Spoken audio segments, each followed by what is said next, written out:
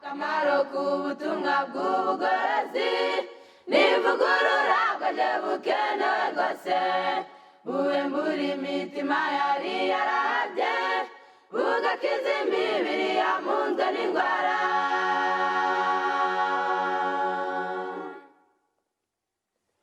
Akamaro k'ubutumwa bw'ubugorozi n'ivugurura bwaje bukenewe rwose ivugurura iyo rigeze mu mutima riga ibyaha byari byibasiye umuntu ubwo imibereho igahinduka misha hashingwa umushinga wo kunezeza abandi.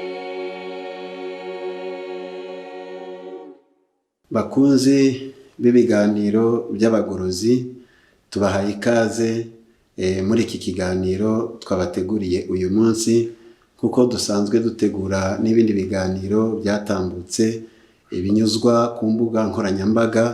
Aha twatanga urugero nko kuri YouTube kuri channel y'ivugurura n'ubugorozi ndetse no kuri website wa eshatu reformationvoice.org ndetse tubitegura mu buryo butandukanye byaba ibyigisho bigufi nk'ibyabumva ukuri, amarenga gihanuzi, ijwi ry'ubugorozi ndetse n'ibi biganiro bibumbiye hamwe kubera amakene n'ibyifuzo no gushaka gusobanurira abantu ibyabagirira akamaro mu iyobokamana, mu miryango ndetse no mu bijyanye n'ubuzima.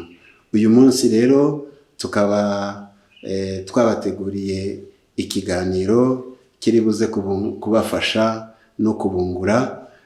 Uwo muteze amatwi kandi mubona mumva kuri mikoro ni Kayihura Labani, ariko turi kumwe na bagenzi banjye babatumirwa baje kudufasha kugira ngo icyo kiganiro kize kubageraho mu buryo bwiza.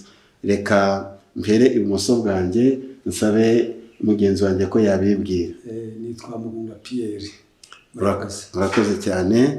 Hanyuma n'iburyo bwanjye turi kumwe n'undi nawe yababwira amazina ye. Nitwa Nzungu Gade, nanjye ndi umwe mu babwirizabutumwa buheruka. Murakoze cyane. Rero tubahaye ikaze. Insanganyamatsiko y'uyu munsi iravuga ngo kwirinda indwara no kuzivura. Kwirinda indwara no kuzivura. Bitewe n'uko umugabane munini ku isi abantu bararwaye, bamwe barabizi abandi ntago babizi. Hari indwara z'umubiri, hari indwara zo mu bitekerezo. Ni muri ubwo buryo hateguwe iyi nsanganyamatsiko kugira ngo abantu bahabwe ubujyanama bw'ibyabafasha mu kwirinda no mu kuzivura, cyane ko ubutumwa bwiza bukiza umutima icyaha, bugakiza n'umubiri indwara. Aya rero ni amahirwe yadufasha agafasha n'abantu kugira ngo bamenye aho indwara zikomoka, bamenye uburyo bazirinda, bamenye n'uburyo bazivura mu gihe zabafasha. Rero ntatinze kugira ngo twe kubicisha amatsiko, turumva twatangira. Kandi mbere yo gutangira reka nsabe mwene data Mugunga adushyire mu maboko y'Imana kugira ngo Imana idufashe muri iki kiganiro. Data wa twese dukunda uri mu ijuru, tugushimiye umwanya uduhaye tugiye kuganirira abaduteze amatwi ibirebana n'ubutaraga bwabo. Ndakwingize ngo tube hafi duhagarikire kugira ngo ibyo tuganira bimwe bitugirire umumaro kandi bidutegurire kubaho nk'uko ushaka, tuzagira amaherezo meza mu izina rya Yesu. Amen. Arakoze. Rero mu rwego rwo gutangira ikiganiro cyacu, birumvikana ko giteye amatsiko. Nagira ngo mbaze mpereye kuri mwene data Mugunga. Twumvise ko kandi tuzi ko ubutumwa bw'ivugurura n'ubugorozi nibwo butumwa bubwirizwa, ubutumwa buheruka. Ese ubu ni nk'ababwirizabutumwa, kubwiriza ubutumwa bihuriye he n'ubuvuzi? Bihuriye he n'izo nama zijyanye n'amagara mazima ukurikije Bibiliya, kuko tugendera ku byanditswe byera? Murakoze. Murakoze cyane. mugenzi wanjye yabajije ikibazo cyiza ati ese ibwirizabutumwa rihuriye he n'umurimo w'ubuvuzi? Burya rero Imana umuremyi wacu ifite imigambi ibiri kuri mwene muntu. Ikeneye ko agira amagara mazima kandi agakira icyaha. Mu ijambo ryayo muri Zaburi 103 umurongo wa 3 haravuze ngo niwe ubabarira ibyo wakiraniwe byose agakiza indwara zawe zose. Iyo dusoma mu ijambo ry'Imana dusanga nko mu gitabo cy'Abami ba 2 ibice 5 umurongo wa mbere kuzageza ku wa 14, ni umurwayi w'umunyamahanga waje kurwara ariko agezweho ubutumwa bwiza n'umukobwa aramubwira ati uhagira ngo ugere iwacu haba Imana wakira ibibembe. Yaje kuza ni Namani umugabo w'ingabo z'Abasiriya, ageze mu Isirayeli yaje kuvurwa na Elisa akoresheje amazi. Bwabaye uburyo bwiza, amaze gukira ibibembe yaravuze ati menye ko nta handi Imana iri uretse mu Isirayeli. Ukuvuga ngo yakize byombi, yakize umubiri akira n'umutima. Iyo tubireba nanone Hezekiya umwami w'Abayuda yaje kurwara, arwara ikirashi ni kanseri. Amaze kuyirwara abwirwa n'umuhanuzi ko ari bupfe, arasenga akomeje gusaba yubahaga Imana cyane. Nyuma Imana yongera kumuha ubundi butumwa ati rero Imana ikongeye kurama ariko ndiri gupfe gukira, hashaka umubumbe w'imbuto z'umutini bazishyire ku kirashi uburwayi burakira. Ubwo ashima Imana kwimukijije uburwayi. Ubu yari umuhanuzi. Aho ndavuga mu isezerano rya kera uko Imana yagiye igenderera abantu bari mu bwihebe bagiye gupfa, irabahumuriza, barayigarukira, barayimenya, barayihimbaza, bakize imitima n'imibiri. Urakoze cyane. Ngira ngo biriya bintu birumvikana. Namani yibwiraga yuko ngo bari buze kumushyiraho ikiganza gusa, ariko umuhanuzi amwereka n'uburyo bwamufasha binyuriye muri Yorodani ku mazi. Reka wenda tugaruke kuri Nzungu. Ese icyo wakongeraho kuri iyo ngingo y'aho ibwirizabutumwa rihuriye n'inama z'ubuzima bimeze bite? Uburyo bwiza bwo kugira ngo abantu bazi ko Imana ibaho babimenye neza, bayimenye. Kuva na kera umugambi w'Imana no kumuntu amererwa neza mu mutima no mu mubiri. Ibyo byambukiye no mu isezerano rishya, byabanje guhanurwa na Malaki 4 umurongo wa 2. Aranditse ngo ariko mubaho izina ry'Uwiteka, izuba ryo kiranuka rizabarasira rifite n'ukiza mu mabaya yaryo. Yabivuze nk'abantu. Ubwo muri ariko nk'umuhanuzi muri Matayo 4 iryo zuba ryarabarasiye ari we Yesu Kristo, waruzanywe no kwerekana urukundo rw'Imana, waruzanywe no kubabarira abantu ibyaha, waruzanywe no gukiza abantu indwara, waruzanywe no gutanga icyitegererezo cyiza. Ubwo byatumye akora ibyo bintu, maze ngo abwiriza abantu ubutumwa bwiza, akiza n'abarwayi. Muri Matayo 8:17 ho aratubwira ngo bahekaga abantu mu ngobyi. Yarangiza ndetse reka twasome mwumve uko ijambo ry'Imana ryavuzwe mu gihe k'icyo ngicyo. Matayo 8 umurongo wa 17 harimo ijambo navuga ko abantu bazirikana kandi bakariha agaciro, kugira ngo ibyavuzwe n'umuhanuzi Yesaya bisohore ngo ubwe niwe watwaraga ubumuga bwacu akikorera n'indwara zacu. Urumva ko Yesu niwe watwaraga indwara zacu kandi akikorera n'ubumuga bwacu. Ntabwo byatinze muri Yohana 9:6-7, ahubwo yahuye n'umuntu wabaye impumyi uhereye yavutse, arangije acira hasi atoba kondo, asiga ku maso yarambaye naje kwiyuhagira ngo agaruka ahumutse. Ibyo bigaragara neza ko yarakoze ngo ndetse mu bitabo ho basobanura ngo kukondo kavugwaho gusete inebu argireze, ubukara kondo ariko kibumba. Noneho mu Bakolosayi 4:14 byarakomeje amaze kujya mu ijuru, intumwa zitangiye umurimo zarahawe umwuka wera, n'ubundi witwa Luka utari muri za ntumwa 12 ariko warusanzwe avura, afatanya kuvura no kubwiriza ubutumwa, nta mafaranga yacaga. Mu Bakorinto ba 2:12 umurongo wa 8-28 hatwereka neza ko bamwe bahawe impano yo gukiza indwara niyo gukora ibitangaza. Nubwo abantu muri kino gihe bakunda ibitangaza gusa, ariko no gukiza indwara gukora ibitangaza Yesu yarabikoze, kwari ugukiza ntacyo akozeho. Yahita ngo ni miracle direct. Noneho hakaba n'igihe yiyambazaga ibyo yaremye, akaba ari miracle nayo indirect. Abantu bo muri kino gihe bakunda ibyo byitwa ibitangaza ngo nabo batangarirwe, ariko Yesu we ni umunyabitanga, ni Imana ihoraho, ni Imana y'igitangaza. Ibyo n'ubundi babisanga muri Mariko ho yarategetse ati nimugende mujye mu mahanga yose muzarambika ibiganza ku barwayi ngo bakire. Ni Mariko 16 umurongo wa 18. Noho Mariko 6 umurongo wa 55 turaba tunarangira ko no musarana cyari ko byagenze. Mariko 6 umurongo wa 55 ho hatubwira irindi jambo ryiza naryo rikomeye ariko twakwitaho 6:55. Uhasomye neza kubasoma wasanga hahiniyemo aya magambo agira ati birukankaga impande zose muri icyo gihugu cyose, batangira guheka abarwayi mu ngobyi babazerereza aho bamwumvise hose. babazererana aho bamwumvise. Aho bamwumvise hose bakazana abarwayi. Bivuga ngo ntibirahinduka, ahubwo ni abantu bahindutse, ni igihe cyahindutse, ni icyerekezo cyahindutse, niho buno ubutumwa bwiza n'ubuvuzi biracyane. Murakoze cyane. Ubwo tubonye ko ibwirizabutumwa ryo gukiza umutima n'iryo gukiza umubiri n'ibintu bijyana bidashobora gutandukanywa. Duteye intambwe rero, insanganyamatsiko yacu iratubwira iti kwirinda indwara no kuzivura. Birumvikana ko indwara zaturutse ku icyaha cyazanywe na Satani, ariko amarembo izo ndwara zinyuriramo kugira ngo zigere ku bantu, ko twabonye ko ari byiza kumenya inkomoko yazo kugira ngo tubone uko twazirinda n'uko twazivura. Amarembo magari izo ndwara zinyuriramo yaba ari ayahe? Mugunga, ndumva watucira ku mayange ukagira ibyo ufasha abadukurikiye n'abazadukurikira.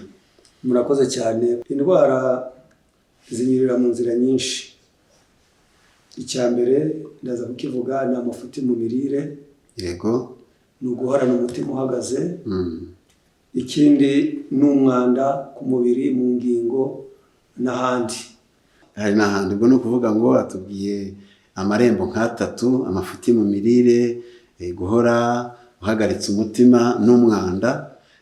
Mbese Nzungu watubwira n'andi marembo? Nubwo ari henshi, ariko hari n'irindi rembo ryitwa ubunebwe. Iyo abantu batinya imirimo bakumva bakwiryamira gusa, akazi kakaba kurya no kunywa gusa, imibiri yabo irarwara. Hari abandi baticwa n'ubunebwe, ahubwo muri iryo shami ryo gukora yarangiza agakora nabwo akarenza ubushobozi bw'umubiri, nabwo indwara zikaza kuko bwuye agacuho. Hari ubumenyi buke ku birebana na gahunda y'umubiri. Uyu mubiri wacu nawo ugira ritme biologique.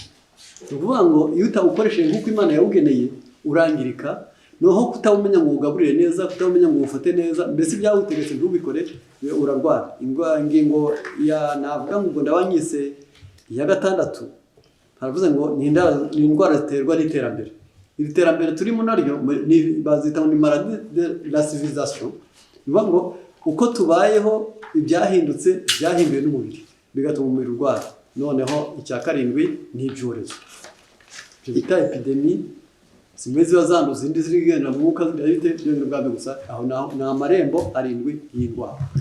Mumaze kumva ko mu by'ukuri indwara zitugeraho zinyuze mu marembo menshi, ntabwo yasesengurwa yose ngo bikwirwe mu kanya dufite, ariko ari amarembo uko ari 7 twifuza ko yasesengurwa nibura kugira ngo umuntu udukurikiye, umuntu wakurikiye iki kiganiro abe yakura mw'inyungu, amenye aho indwara zimugeraho ziturutse kugira ngo abe yahakinga, abe yahafatira icyemezo, kuko insanganyamatsiko yacu itubwira kwirinda indwara no kuzivura. Twabaza muzehe rero ko nibura yatubwira imwe yadusobanurira kiriya kijyanye ubunebwe no gukora ukarenza urugero, bifite izihe ngaruka, bitera ubuhe burwayi? Murakoze cyane.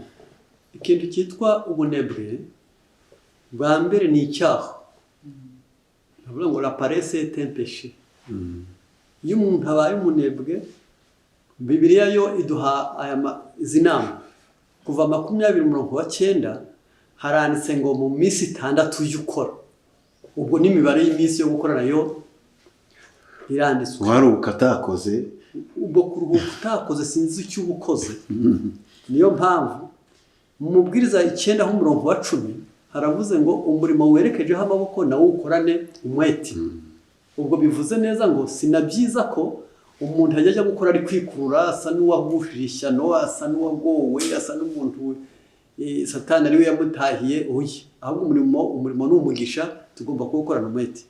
Mu Baroma 12:11 haravuga ngo mugire umwete ntimubi ibyangwe. Ibyangwe bavuzwe hara mu Kinyarwanda nibyo bita paresse mu Gifaransa. Uvuga ngo noneho icyo bita paresse bigomba kuzibukirwa bikarekwa.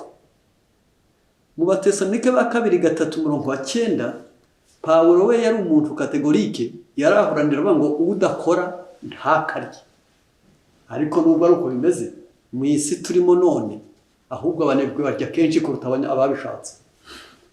Urumva rero ko byanze bikunze baba bafite akanya ko kubirya, bafite umwanya wo kubirya, ariko wo kubishaka ukabateye gute. Noneho kubw'ibyo indwara bitera kudakora, ko guhora wicaye, guhora uryamye, wiruhutsa, utumagiza, guhora wizinze mu ntebe, mu buriri utinda kubyuka, yarangiza bitera kurwara amara mato na manini acyarwara bitewe gusa no guhora yizinze. Bitera kurwara umutwe, amaraso agenda buhoro arimo amazi make, umuntu agahora aribwa n'umutwe. Bitera kurwara umugongo, uko guhora umuntu yicaye atirambura bigatuma za disike zegerana. Byonyine ubwabyo gusa bishobora guterwa. None umubyibuho w'ikirenga, aho isi nko ku mugabane w'Uburayi, Bwongereza, muri Amerika, ibihugu bita Argentine na Brazil, byombi bigiye bigira abantu banini baruta abandi bose. Ariko ngo muri ibihugu by'amajyambere muri 2022 hazaba hari umubyibuho w'ikirenga, kandi nawo ni ikibazo. Kuko iyo umuntu atangiye kurenza ibiro 82 bitewe no guhora yicaye, amavuta akamugwiriramo, byonyine ubwabyo gusa nasho kiba ikibazo. Noneho ndagira nti ahandi hakomeye cyane abantu benshi barwara nuko byanze bikunze mu bwenge ntabwo hihuta, kuko oxygen horanike ntabwo bagira impumu, yarangiza amasukari akaba menshi cyane, ibyo bikaba byinshi, abandi bikaba bike, amavuta akaba menshi, yarangiza bakangirika. Ngiyo ingaruka y'ubunebwe. Ariko si shyashya n'abanyamirimo myinshi nabo bararwara. Ndagira ngo aha naho tuwumve neza. Hatwereka neza ko iyo abantu bakora imirimo myinshi naho harakubwira ngo ushaka ifeza ntahaga ifeza. Niyo mpamvu nabwo tugomba kubizirikana, tukamenya neza ngo tugomba gukora ku rugero kandi neza. Amasaha tugeneye ni 8, wakora warenza. Si byiza gukora nijoro, si byiza gukora utarasinzira, si byiza kuryama wakerewe bitewe n'imirimo. Nabyo nyabona ikiza nicyo. Reka rero numve ko ubunebwe ni bubi, ariko no gukora ku rugero nibyo bikenewe. Yenda tutarava aho ngaho, umuntu yakwibaza ati dusanze ko gukora umuntu yakagombye gukora ku manywa, ariko hari abo bisaba ko bakora nijoro bitewe n'ibihe barimo, bitewe n'imirimo bafite. Abo bo yenda nk'inama bahabwa ni iyihe mbere yuko nimukira ku kindi kibazo? Reka tuvuge ko abo bakora nijoro dukuremo abajura, dukuremo n'abasinzi, dukuremo n'indaya. Abo ho ko ni umurimo mwitumi. Ariko nk'abacunze umutekano nibajye bumva ko ako kazi supplémentaire gakorwa nijoro ntabwo bagahawe na gahunda y'Imana, ahubwo bagahawe na Satani wateye abanyabyaha kwitwikira ijoro. Uwagira ngo igihoshye kugira abanyabyaha, abarara biba, abapfumura amazu biba, abanyarumogi n'abacuruzi b'ibiyobyabwenge. Burya n'ushinzwe umutekano nawe yaryama nimugoroba akabyuka mu gitondo agakora nk'abandi. Rero abanyabyaha nibajye bumva ko biruhije kandi baruhije n'abandi. Murakoze. Ubwo kandi ari abashinzwe umutekano, ari abaganga, kagahe baba bahawe kakaruhuko be kujya bagakoramo indi mirimo, ahubwo utwo dutotsi yatwihwitura kugira ngo anabone cya kiruhuko. Reka ngaruke kuri Mugunga. Mu ngingo yatubwiye z'amarembo magari indwara zinyuriramo, yatubwiye no mu mafuti mu mirire. Amafuti mu mirire ubwo ntayahe kandi yaba atwaye iki? Murakoze cyane. Nk'uko bizwi neza mu ijambo ry'Imana, n'Abakorinto ba mbere 10:31, iyo murya n'iyo munywa mukore byose guhimbaza Imana. Imana mu kuduha ibyo kurya, buri rugingo rwose rutugize rurarya, yaba ari amaso, amenyo, amazuru, amagufa, ubwonko. Birakwiriye rero ko buri muntu wese ujya kurya asobanukirwa ngo mbese uko ngiye kurya ni izihe ngingo ngiye kugaburira. Iyo utazi ingingo ngiye kugaburira, upfa kurya ibyo ubonye, ukaba ushobora kurya ugahaga koko inda, ugatura imibe, ukaryama, ariko muri ubwo buryo zimwe mu ngingo ziraranye inzara, ziburaye. Iyo ziburaye rero, abenshi bashobora kuba batarwaye indwara ahubwo barwaye inzara, ingingo zabo zishonje. Muri ubwo gusonza rero, kugira ngo abantu bamenye uko bakumira, ni ugusobanukirwa n'ibyo barya bikabagirira akamaro. Icyo ni kimwe.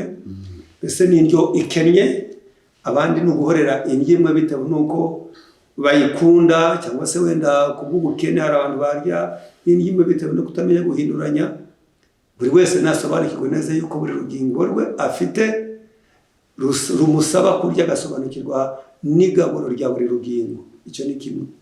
Ndabitangaho urugero gatoya. Ikindi ni ukuvanga ibitavangwa, ibyo bita mauvaise combinaison. Buriya rero umuntu ari kunywa ukabona avanze n'amazi aragize, aba yavanze nabi. Uvanze imboga n'imbuto, nabyo uvanze nabi. Ikindi kuri bamwe ni ukurya bakarenza mbika, kurenza urugero. Abandi ni ukutagira gahunda ihamye yo kurya. Hari abajya bagerageza kurya buri kanya, bakabona umurimo nibura igifu nta mwanya gifite cyo kigogore kiruhuke, kizasubire mu kugogora mu masaha yagenwe. Ubwo kugira ibyo bita irregularité de repas, mbese kutagira gahunda y'igihe cy'imirire. Mbese ubwo hagati y'igaburo n'irindi amasaha meza yaba nk'amasaha 5-6 kugira ngo ubone uko ushyira ikindi kiribwa mu kanwa. Ariko hari umuntu ushobora kuva nk'ahangaha, yagera hirya ku ifu riraje akarya, yagera hirya kongera akarya, ukabona umurimo ni ukurya gusa. Ibyo nabyo yaba yiguye nabi, imyanya ishinzwe igogora ndetse n'ubwonko. Ikindi wenda mu mafuti mu mirire, ni ukurya ibyo utemerewe kurya no kunywa ibitemerewe kunywa.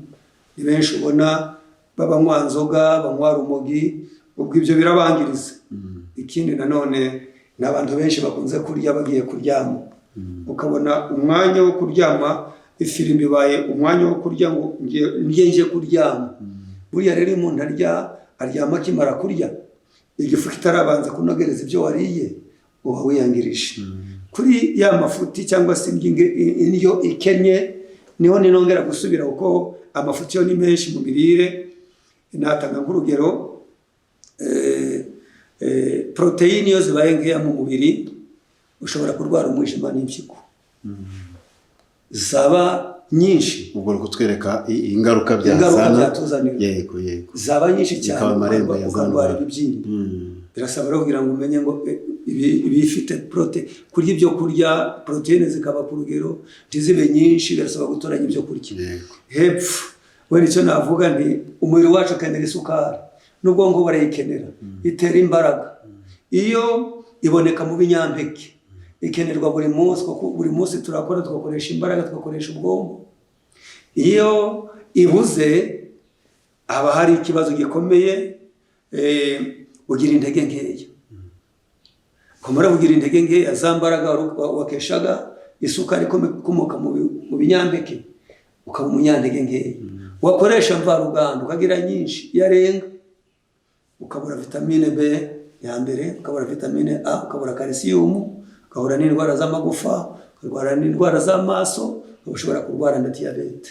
Ni ingaruka z'indyo ikennye. Murakoze cyane. Yenda ntarava aho ngaho kuri iyo sukari, tubwiye yuko isukari nziza iva mu binyampeke. Ese nko mu mbuto ho bimeze bite? Haba harimo isukari? Ibamo iyo bita fructose, nayo biragusaba ibonekamo. Imana yatubikiye isukari mwimerere nziza yo ku rugero rwiza, ku buryo dushobora kuyivomamo ntikene. Reka ngaruke kuri Nzungu. Mu marembo yatubwiye indwara zinyuriramo, harimo no kutamenya neza abantu basobanukirwe na gahunda y'umubiri wabo. Ese ubundi watubwira muri make gahunda y'ibanze umuntu akwiriye kumenya y'umubiri we ku buryo yamufasha ziriya ndwara ntizimwinjirane isaha iyo ari yo yose? Murakoze. Bwa mbere uyu mubiri wacu muri Zaburi 119:13 haratubwira ngo ndagushimira ko nari mu buryo buteye ubwoba kandi butangaje. Aha hantu hagoyeho gato cyane mu kwasobanukirwa. Uyu mubiri wacu ni igikanka kigizwe n'amagufa 206. Amagufa akenera imboga mu moko yose. Uvuga ngo amagufa n'amenyo aba akeneye imboga z'amabara yose muri ya moko 5 y'imboga. Yarangiza inzira z'ubwenge zitwa 5, ubwo nuvuga ngo ni amaso, ni amatwi, amazuru, ururimi n'uruhu. Nizo bita inzira z'ubwenge, zo bita 5 senses. Yarakubwira ngo kugira ngo bikore neza bikeneye imbuto. Ubwonko nabwo ubwabwo bukenera ya sukari batubwiye ariko yo mu bimera bayita glucose, noneho cyangwa se wenda mu bundi bwoko babaho ni glycide. Yarangiza akaba atari sucre saccharose, noneho ahubwo ni isukari ikoresha irema bwa bwonko, kuko impamvu ikomoka mu bimera kubabizi ibimera byerera ku mahundo. Kango nk'ishaka ni hejuru, ingano ni hejuru, umuceri ni hejuru, uburo ni hejuru, ikigori cyonyine ubwacyo gusa nicyo cyerera mu rubavu. Ariko ibyo byose byerera hejuru ni nako bikwiriye kwibandwaho n'abantu bashaka nabo kwerera mu bwenge, kuko natwe ihundo ryacu riba mu mutwe. Rero abantu benshi imibiri yabo yishwe no kutamenya gahunda y'umubiri. Rero niyo mpamvu muri Hoseya 4:6 baravuga ngo ubwoko bwanjye burimbutse buzize kutagira ubwenge, ubwo wanze kumenya nange nzareka abana bawe. Urumva ko abantu bakwiriye gukunda kumenya, ariko icyo biri kwandikira kumenya si ukumenya isi n'imikorere yayo. Ishuri rya mbere ry'ibanze ni ukwiga imikorere y'umubiri. Wabisanga n'ubundi muri Zaburi 114:19 haravuze ngo ibirimarima bihuga ibyo kurya biva bikajya hose, yarangiza bikegera amarembo y'urupfu. Iyo umuntu atamenya gahunda y'imirire ye byanze bikunze indwara ziramwegera. Noneho ati abatazi imikorere y'umubiri nibura wababonera kuri ibi bintu. Ntibazi indyo ikwiranye na buri muntu. Ngo bamenye ngo ibi ni by'abasaza, ibi ni by'abakozi, ibi ni by'utwite, ibi ni by'uwonka, ibi ni by'umwangavu. Ibyo bapfa kurya gusa byo n'ubwabyo gusa, ariko batazi ubwo ni kutamenya gahunda y'umubiri. Noneho ntibazi imirire y'ingimbi kandi zo zikenewe umusaruro munini cyane. Imirire y'abakoresha ubwenge barijyana n'ubundi nk'abakoresha guhinga no kwikorera. Ugasanga naho abantu basangira isahani kandi badahuje akazi. Hepfo ati imirire y'umugore utwite. Noneho umugore akibira ngo arapfa kurya nk'uko abandi bose, akayoga agakubitaho agataha agakubitaho akanebwa, yarangiza ntaseke ntaririmbe ntagirate byo ngirwa gusa umwana akazavuka ari kibura buryo kikimuga, kandi ubwo ari kugaburira babiri. Imirire y'abashaje, burya abantu bashaje hirya y'imyaka 50 baba bagomba kurya ibyo kurya ariko byongerera ururenda mu ngingo, kuko bakakara vuba, amashereka aba yarabasize kera, yarangiza calcium zaba bari nkeya. Imirire yewe aho intekerezo zihurira n'ubuzima benshi ntabwo bazi ko umuntu ubabaye n'umubiri wangirika. Noneho niba ubona ukanu ubabaye mu bwenge amarira akaza mu maso, uzamenye ko wenda yatembye mu maraso ariyo menshi. Noneho bigatuma abantu batamenya neza ko umutima ubabaye utera konda. Ibyo byose benshi nta nubwo bazi ko ibyo kurya bivura, kuko batubwiye hariho ibintu byinshi cyane tugomba kumenya. Mbonye n'ubwabyo gusa ko kureka kunywa amazi bitewe n'ibindi binyobwa. Kavuga uti sinanywa amazi mfite amata, sinanywa amazi mfite amaji, sinanywa amazi mfite akayoga, akibagirwa yuko amazi ari yakoresha impagarike y'umuntu yose kuri 70% ibyo kurya bigakora kuri 30. Urumva rero ko baramutse babizi ibindi binyobwa byose byaba ari ibiribwa ariko ntabwo ari bimara nyota. Kutamenya amasaha akwiriye yo kurya mu gitondo na nimugoroba, mu migani 3:1 hatubwira ngo abyuka karekare butaracya akagaburira mu rugo, uwo ni umugore mwiza. Naho mu mubwiriza 5:17 hatubwira ko abarira mu mwijima ngo ni amaherezo n'uburibwe n'uburakari n'indwara. Urumva ko ubwo ni ukutabimenya. Mu kuva 16:21 ho hatubwira ko Abisirayeli mu butayu bajyaga basohoka gutoragura manu, batinda mu rugo batari bayitoragura, izuba ryarasa ryirasaho ikayaga nk'agahimano. Nibura bajye bamenya gutegura ibyo kurya hakiri kare. Ibi nabyo uko kutamenya imikorere y'umubiri bitera indwara nyinshi, ubwenge buke n'amafuti mu buzima. Ku badukurikiye rero murumva ko ni ishuri ryo kumenya gahunda y'imirire, kumenya gahunda y'umubiri wacu, kumenya gahunda yatuma twivura. Ni nk'aho rwose twazategura ikiganiro cyubatse kuri ibyo bintu, abatwite, abana bato, ingimbi, abasaza, kuko ni ishuri ryiza. Reka ngaruke kuri mwene data Mugunga. Mu marembo watubwiye indwara zuririramo cyangwa zinyuramo, twasanze nanone hari guhorana umutima uhagaze. Guhorana umutima uhagaze ni duha ipica yabyo, utubwire n'ingaruka bifite ku buzima, uko indwara zihinjirira, ni mu buhe buryo? Urakoze cyane. Nagira ngo nkubwire neza yuko iyi si dutuyemo ibiturwanya ni byinshi, ibituburagiza ni byinshi. Uko abantu babayeho bahura na byinshi bibaca intege, bibacogoza, bibarwanya. Akaba ariyo mpamvu na Yesu mu kumenya ko tuzanyura mu isi yamanukiwe na Satani, yavuze ati ntimuhagarike imitima yanyu. Ni Yohana 14:1. Ngo yarazi ko bifite ingaruka. Yarazi ko bifite ingaruka, ati ntimuhagarike imitima yanyu. Arongera abona ko wenda hari n'ubukene buzadutera, ati Matayo 6:25, ati ntimukiganyire. Urumva yuko uko guhagarika umutima bitewe n'ibya ushobora gupfusha, ushobora guhomba, ushobora kwamburwa n'ibindi byinshi bigenda bitunyaga amahoro ku isi. Ibyo rero niyo mpamvu Yesu azi ingaruka bishobora kutugiraho, aratubwira ati ntimugahagarike umutima. Arongera ati umunsi wose uturanye n'ibibi byawo. Yabuzaga umuntu gutekereza ku bintu adashobora kubonera ibisubizo by'ako kanya, kuko nta musaruro byamuzanira. Noneho tese bya bimaze iki? Iyo umuntu ahora ahangayitse abura amahoro. Iyo yabuze amahoro mu mutima, ajya kuryama akabura ibitotsi. Ajya kurya ntibimuryohere. Intekerezo zerekeje ku byamubabaje, ku byo yahuye nabyo. Iyo abuze ibitotsi, yabuze na peti yo kurya, ipfa ryo kurya, ubwo nanone ibyo yariye ntabwo imyanya ishinzwe igogora ibinoza neza. Ndetse iyo nanone atasinziriye arwara uruhu akeruruka, ashobora kwibagirwa, yahunikira ku manywa. Yaba umuntu nanone mu by'ukuri ucogoye mu bwenge, akaba ashobora kurwara umugongo, rubaga impande n'izindi. Ubwo rero guhangayika byica imitsi yumva, ni amarembo yatuma indwara zidufata mu buryo bwihuse. Murakoze. Arakoze cyane mwene data Mugunga. Burya koko dukwiriye kwiringira Imana, tukayiragiza ibyacu, tugasenga ibyo tudashoboye gukora ikabidukorera. Mwumvise ko guhangayika no guhagarika umutima birimo indwara nyinshi zirahinjirira. Reka ngaruke kuri mugenzi wacu Nzungu. Yatubwiye ku irembo ry'iterambere. Iryo rero n'urugiye kwibazwaho, ni koko tubona byinshi byateye imbere biradufasha, ndetse harimo n'ibitwunganira, ariko ni gute n'iryo terambere indwara zaryinjiriramo? Ntabwo twabwira abantu ko bakenera isubiranyuma, kandi nta nubwo twabwira abantu ko iterambere, ahubwo ni uko ikintu cyose umunsi wose ugira amanywa n'ijoro ubu ufite byo bita kote positif na negatif. Yego. Uvuga ngo iterambere ni ryiza mu kwihuta kw'ibintu, gukora imirimo myinshi umwanya umwe, yarangiza gutunganya ibintu, kwicara ahatunganye, kwihuta mu mirimo, kubanguka mu gutanga amakuru ni byiza. Ariko muri iryo terambere ritugeraho ariko rituzaniye negatitivu, byo bita ingorane. Inganda zanduza ikirere. Iyi myotsi ikomoka mu nganda iri gukora ibintu bikomeye cyane, ibikoze mu bindi bikomeye kizitwa aluminium nitwa uranium.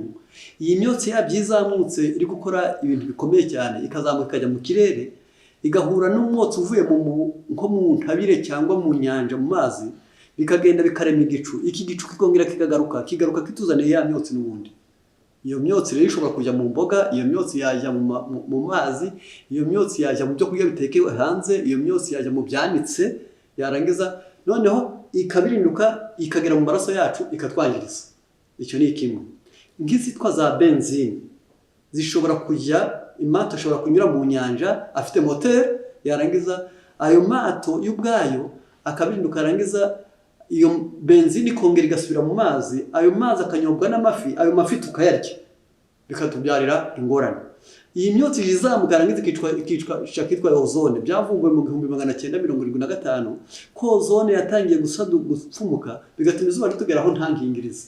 Noneho izo bita selile kanserize zikaza. Rero amajyambere atuzaniye icyiza kimwe, atuzaniye n'ibindi bibi byinshi. None hati ifumbire mvaruganda zica ubutaka zatewemo ntibwongere kumeramo imboga rwatsi, kandi n'ubiriye yarangiza izo bita nitrozamine zikica umubiri. Konsa abana bidahagije. Amajyambere umubyari kubyara bakamuha amezi 3 yarangiza mu kanya akaba agiye ku kazi agasanga agomba kujya kuri computer, umwana akamusigira mu rugo akamuha amategeko kitaragera, umwana kutonka bihagije bikazamugiraho ingaruka. Umwana akeneye n'ikindi kimuramburira umugongo kandi kamuha amahoro mu bwenge n'uguhekwa mu mugongo.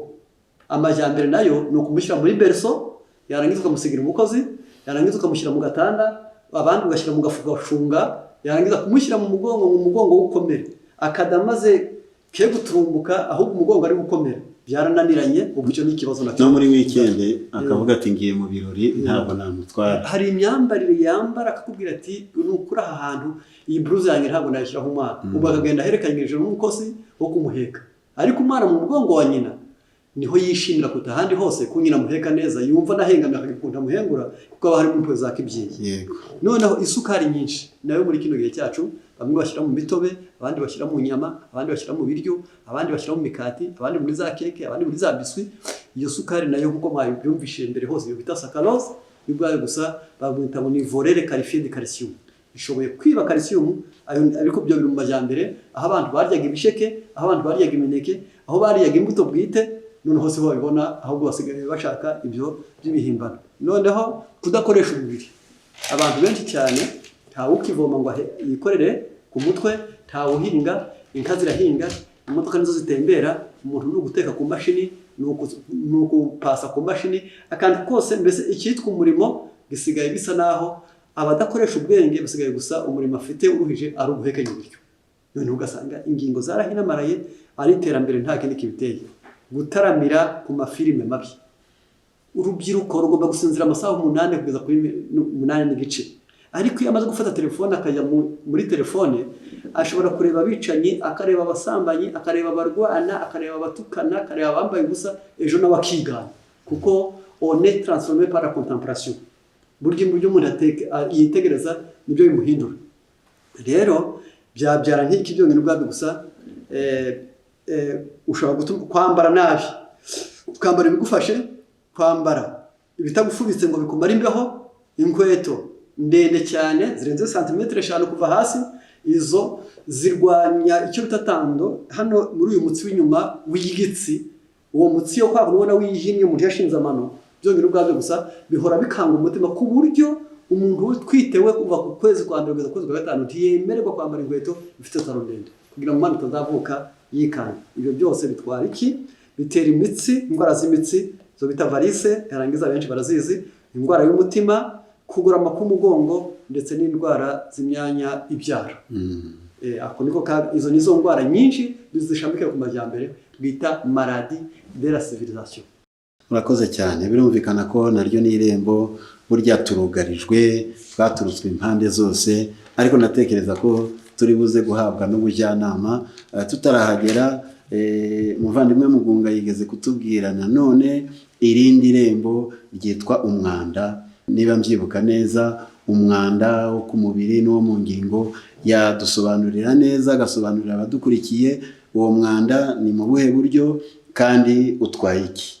Satana ahinjiriza za ndwara mu buhe buryo? Murakoze cyane, kuko nta kijambo ry'Imana ryasize mu rwa 2 rw'Abakorinto ni ibice 7 umurongo wa mbere, haravuze ngo twiyezeho imyanda yose y'umubiri n'iy'umutima.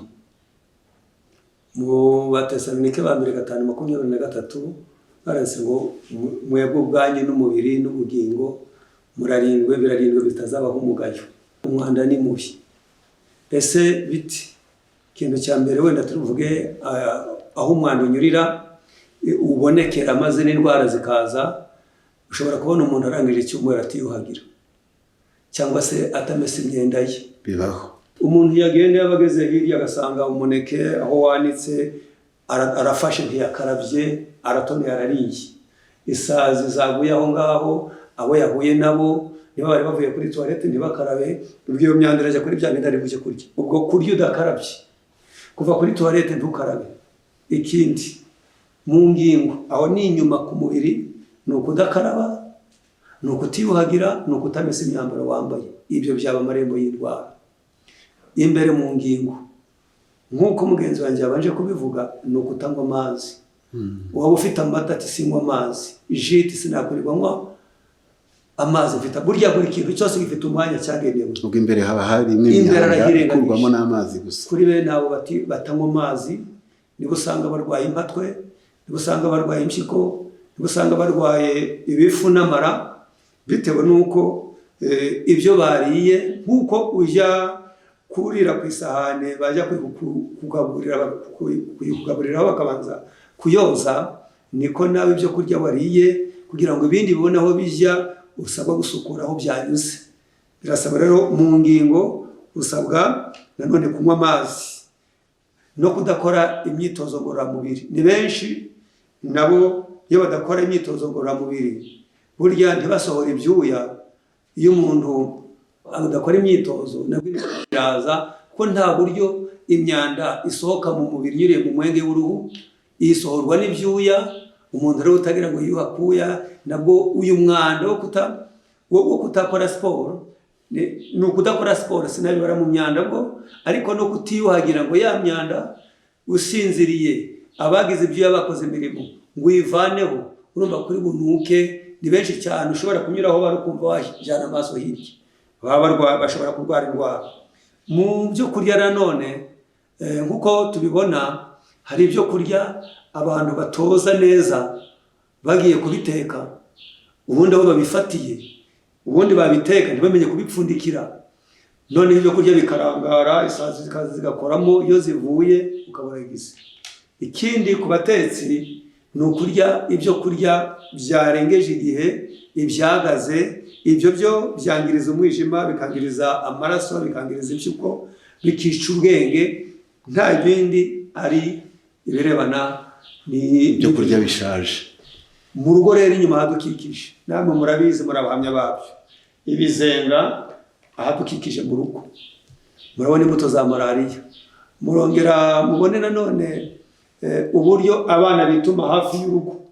Uwo mwanda ukikije urugo nawe ushobora gutera indwara. Ndagira rero ngo ibyo ni amarembo yugururwa anyuriye mu mwanda, abantu bagafatwa n'uburwayi. Birumvikana ko dufite uruhare rukomeye cyane aha tuzengurutse ubwiherero, amasuku. Burya rwose aho hinjirirwa n'indwara zitari nkeya. Reka duse n'abihuse, bisa naho twegereza umusozo w'ikiganiro cyacu. Ngaruke kuri Muzehe Nzungu, hari irindi rembo risigaye yigeze kutubwiraho ku ndwara z'ibyorezo. Dore ko turi no mu bihe by'ibyorezo. Birumvikana yatubwira kuri iryo rembo ry'indwara z'ibyorezo. Kuko bizwi kandi byahanuwe kandi nk'uko biba ku isi, iyo bavuze icyorezo hari icyorezo cy'ubwacyo gusa. Ni mu Kinyarwanda aho bavuze kimwe, ariko mu ndimi nk'igifaransa bavuga ibyo bita epidemi. Ni icyorezo gishobora gufata igihugu kimwe cyangwa akarere.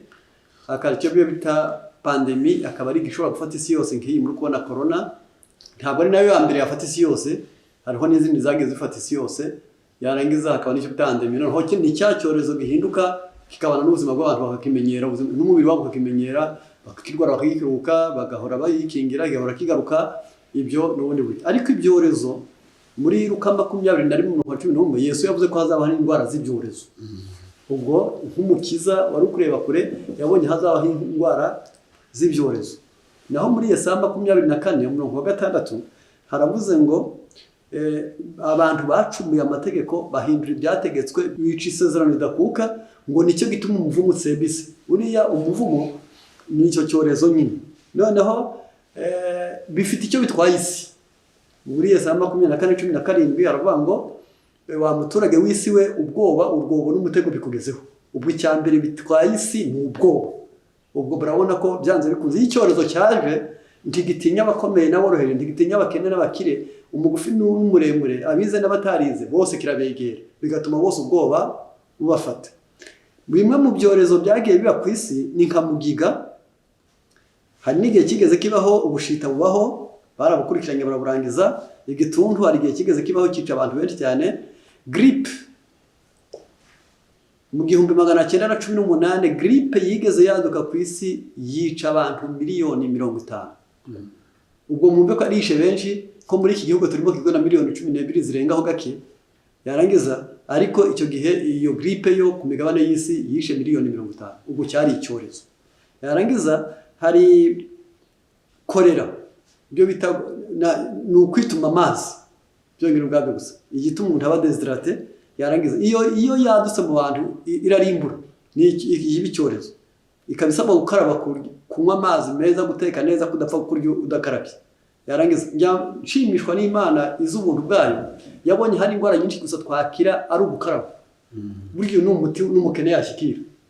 Yarangiza ndetse macinya nayo icyorezo. Sida irangije imyaka hafi 40 ku isi, ariko yabaye icyorezo yahambuye isi. Noneho hari Ebola wumva ku isi nayo ni icyorezo, hari n'iyi corona.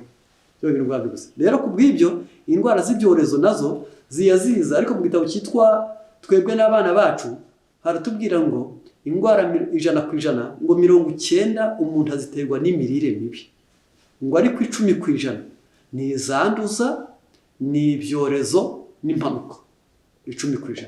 Ubwo rero mwumve ko nibura izi 90 ziterwa n'imirire mibi tuzigiriye gahunda, tugasigara duhanganye n'izikomoka ku byorezo n'izanduza ndetse n'iz'impanuka, nibura uko biri kose twaba tubaye twari.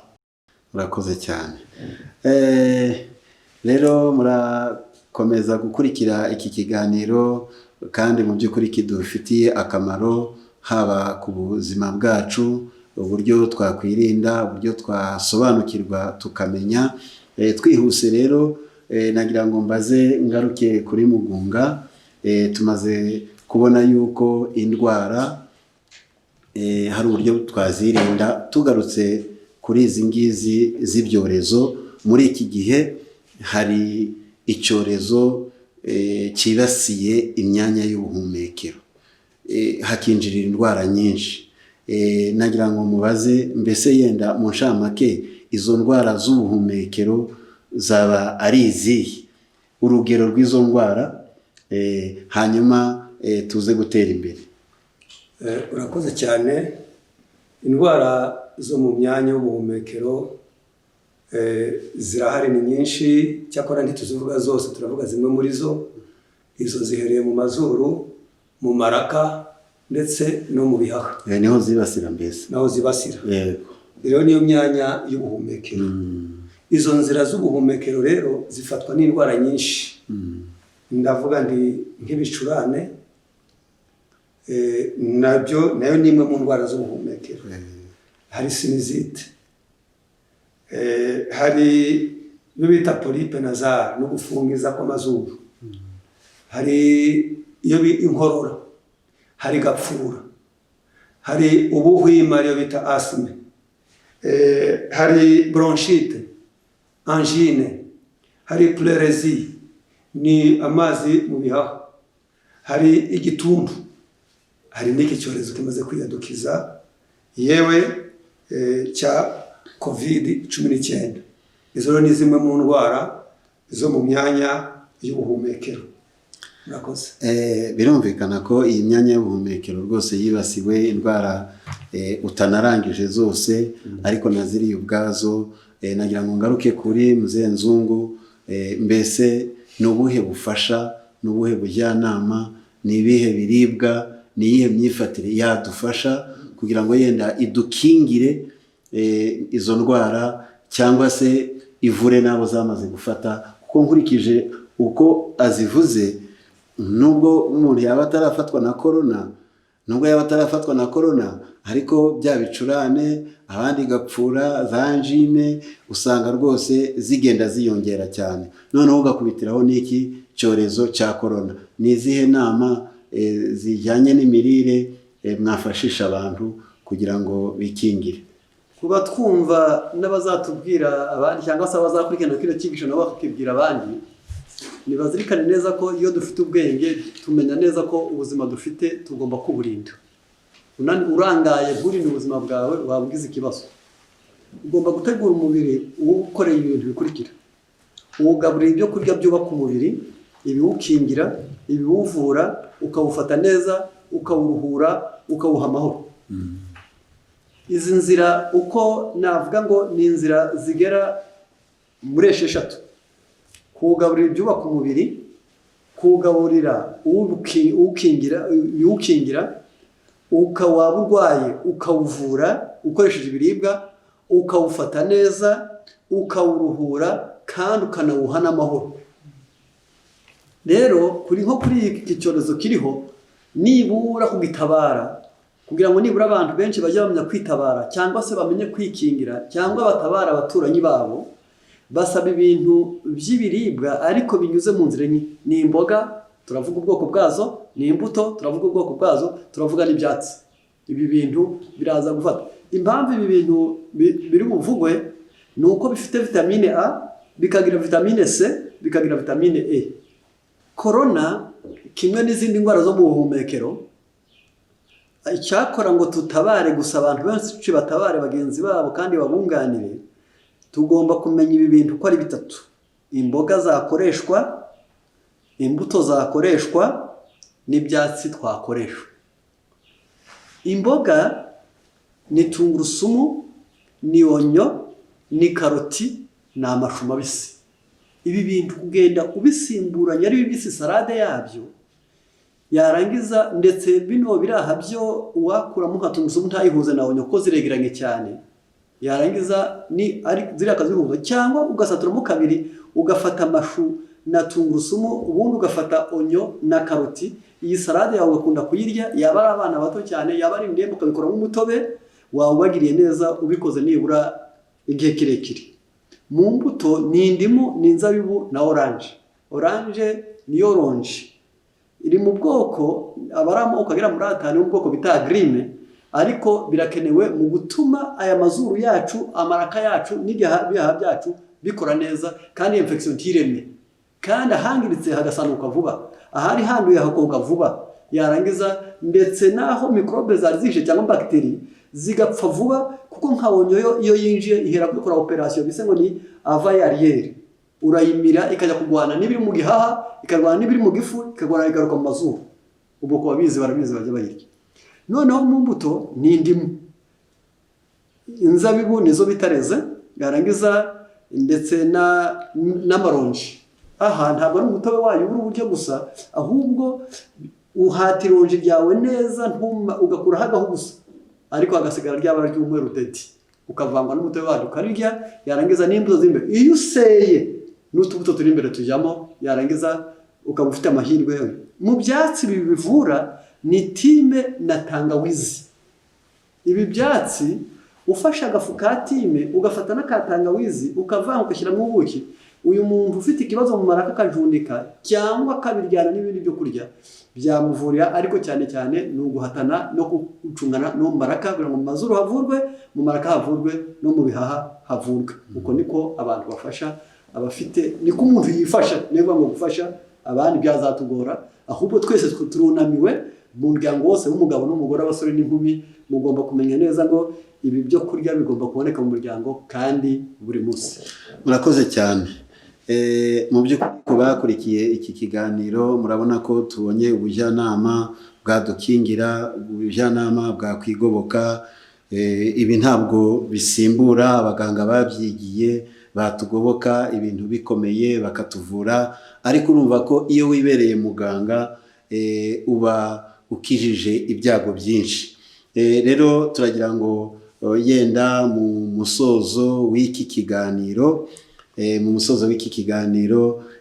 tube twabaza tuti ni ubuhe butumwa mwaha abantu bakurikiye iki kiganiro, abazagikurikira, mbere y'uko dusoza ngo dusenge. N'ubundi ndahera aho nahereye. Mugunga, ni ubuhe butumwa watanga? Ubutumwa natanga ni ubu bukurikira. Ni ukuva 23 umurongo wa 25 na 26 haranditswe ngo kandi muzakorere Uwiteka Imana yanyu, nayo izaha umugisha umutsima wanyu n'amazi yanyu, nzakura indwara hagati muri mwe. Mu gihugu cyawe ntawe uzavanamo inda, ntawe uzagumbaha, umubare w'iminsi yawe nzawusohoza udakenyutse. Kuri iyi ngingo reka mbwira abaduteze amatwi, kwirinda biruta kwivura, kandi ubuzima buruta ubutunzi. Nyamara ibi ngibi ibyo biraharanirwa, ntabwo ari amahirwe yizana. Ntiwakwicara ngo ubutaraga bubuze, ni conditionnel. Burya indwara zizanwa no kwica amategeko y'ubuzima. Nituyubahiriza tuzorohereza muganga, nituyubahiriza tuzagira imbaraga, nituyubahiriza tuzagira ubwenge, nituyubahiriza tuzaba ingirakamaro ku isi. Rero umenye neza yuko utazica amategeko y'ubuzima ngo niba umenye ko indwara utazikinguriye amarembo. Rero icyo nabaha mu butumwa nababwira ni uko twakwirinda, maze mu nama duhabwa tukazubahiriza kugira ngo natwe tubonemo umusaruro w'ubutaraga. Murakoze. Arakoze cyane mwene data Mugunga. Urumva ko ni ibintu bisaba amabwiriza, tukayubahiriza, ubundi tukubaha Imana. Hanyuma kuko ufite amashuri, ufite amafaranga, ariko nta buzima, urabona yuko ntacyo byaba bimaze. Reka dusabe Nzungu n'abagira ubutumwa yaha abakurikiye iki kiganiro twerekeza ku musozo. Twongere twibutsa abatwumva ko umugambi w'ubutumwa bwiza ni ukugira ngo umuntu wese yubahe Imana. Ariko wubashye Imana nta nyungu yo ifitemo, ahubwo wowe ufitemo ubwenge, ufitemo imico myiza, ukagiramo n'ubuzima. Kubw'ibyo nicyo gipamvu bakubwira bati burya amagara ntaragira umasa. Mu Migani 3:16 ubwo ubwenge mu kuboko kwabwo kw'iburyo bufite kurama, mu kw'ibumoso bufite ubutunzi n'icyubahiro, inzira zabwo zose ni inzira z'ibinezeza. Naho mu Mubwiriza 2:26 uwumvira Uwiteka wese ingororano ye ni ubwenge, kumenya n'umunezero. Rero kubw'ibyo ni amahirwe yacu twese kwerekeza mu kumvira. Rero ndagira ngo buri wese amagara ntaragira umwasama, ibyiza no kubwo tugira ubwenge, buri wese akita ku buzima bwe, akamenya uko bukingira, ukaburuhuye abandi, ukaruhura igihugu, kandi nawe ubwawe ukiha amahoro. Murakoze cyane kuri ibi biganiro by'ingirakamaro byatwerekaga uburyo dushobora kwirinda indwara no kuzivura. Bavandimwe rero bakundwa, bakunzi b'ibiganiro by'abagorozi, ubu hamwe n'izi nama reka tubifurize kwiringira Imana, kuko nibi byorezo iyo byaje usanga abantu bakutse umutima, ugasanga abantu yahagaze, noneho bigatuma na za ndwara zibageraho vuba. Reka buri wese aje yiyegereza Imana, kuko niyo mukiza, niyo muremyi, nibi byose niyo yabiduhaye. Kandi nibi biganiro ni uruhererekane, tuzakomeza kubibagezaho uko umwami azadushoboza, kugira ngo turebe na ya mirire n'ibyadufasha n'uburyo twatera imbere mu by'iyobokamana. Reka rero dusoreza ikiganiro tubifuriza amahoro y'Imana no kugubwa neza, kandi no gukomeza kwirinda no kwirinda mu by'umwuka, kugira ngo tuzagere hahandi hataba indwara, hataba urupfu, hataba amarira, hataba kuganya. Tubiharanire tureka ibyaha kugira ngo tuzahabwe ubugingo buhoraho.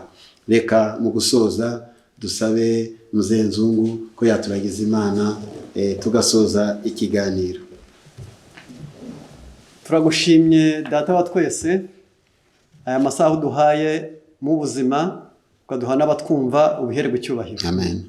Tumaze kuvuga ibyo wavuze, tubwira abo waremye, buri twese udukirize hamwe, inama zawe zitubere nziza mu muryango no mu buzima hose, uhakungahaze kandi uhakize, wamurura ibibi, tubyambaje mu izina rya Yesu. Akamaro k'ubutumwa bw'ubugorozi n'ivugurura bwaje bukenewe rwose, buwembura imitima yari yarabye, bugakiza imibiri yamunzwe n'indwara.